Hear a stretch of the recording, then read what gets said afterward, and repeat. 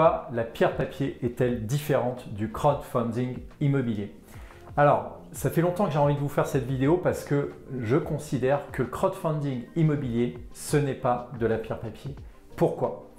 Parce que quand vous investissez dans la pierre papier, que ce soit en SCPI, en OPCI, en unité de compte immobilière SCI, également en foncière cotée, eh bien, vous détenez des parts d'une entreprise qui elle-même détient des actifs immobiliers. Donc, je répète, vous détenez des parts d'une société qui elle-même détient des actifs immobiliers. En crowdfunding immobilier, le crowdfunding immobilier, qu'est-ce qui se passe? Eh bien, vous êtes prêteur auprès d'un opérateur, un opérateur immobilier. Généralement, ce sont des promoteurs, ça peut être également des marchands de biens.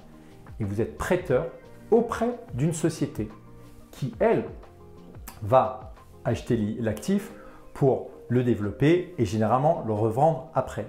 Donc, vous n'êtes pas propriétaire indirectement de l'actif immobilier, vous êtes uniquement prêteur. Et c'est important d'avoir finalement cette différence en tête parce que quand vous allez finalement sur des plateformes de crowdfunding où on a l'impression que vous êtes propriétaire de l'actif immobilier, eh bien non, vous êtes soit prêteur, soit sur certaines plateformes, vous avez uniquement des royalties. En pierre papier, et la pierre papier où finalement vous détenez les actifs immobiliers, vous êtes indirectement propriétaire des actifs immobiliers.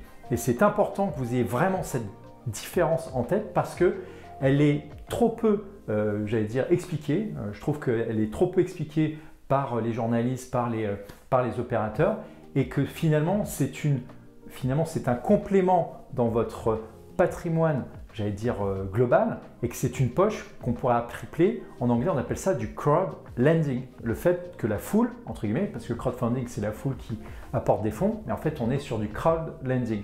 Donc c'est la foule qui apporte et qui prête de l'argent. Voilà, en tout cas j'espère que cette explication vous éclairera un petit peu plus et que vous ayez une bonne vision que la pierre papier, ce n'est pas du crowdfunding et en particulier du crowdlending. À très vite sur meilleurscpi.com.